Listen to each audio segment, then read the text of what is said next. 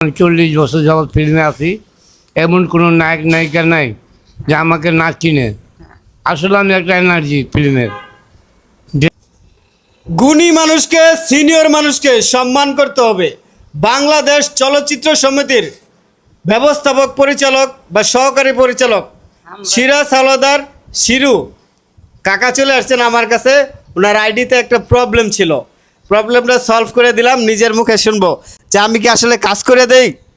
হ্যাঁ, মামা অনেক কাজ করে। কত মাইক্রোফোনে যে কাছে মামা নিয়ে বলেন। খুব ধন্যবাদ, থ্যাংক ইউ মামারে। আমি সুন্দর ফিল্মের কাজ 40 হয়েছে। বছর হিসাবে আমি তার থ্যাংক ইউ দিলাম। আন্ডারস্ট্যান্ড, সে একজন এডিটারের থেকেও মারাত্মক এবং কি জিন্নার থেকেও ভয়ঙ্কর। খুব সুন্দর এটা কাজ করছে সুন্দর। মামা।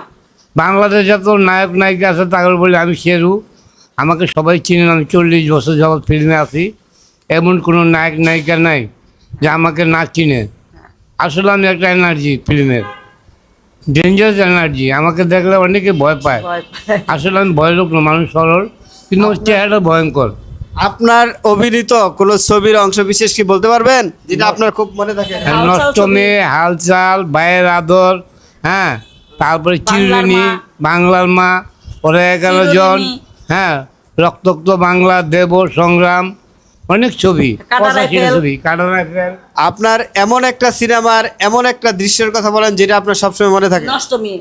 নষ্ট মেয়ে, এলনাথ করি না, 9 দিন হয়েছে ছবি, অমিত হাসান নিরু। যাকে আমরা জানতেই পারলাম উনি 80টা ফিল্মে কাজ করছেন এবং বাংলাদেশ চলচ্চিত্র সমিতি উনি ওতপ্রোতভাবে জড়িত। যতগুলা মুভি হয়েছে সবগুলা মুভির হয়তোবা কোনো না কোনো অংশে কোনো না কোনো বিষয়ে কাজ করছেন তিনি ঢাকা থেকে ছোট থেকে। আপনার দেশের বাড়ি কোথায়? ময়মনসিং হালুয়াঘাট নাকি? না, এটা আমার কথা। বিক্রমপুর। আপনার বাড়ি ময়মনসিংহ। ময়মনসিং হালুয়াঘাট। আচ্ছা, আপনাদের জন্য শুভকামনা।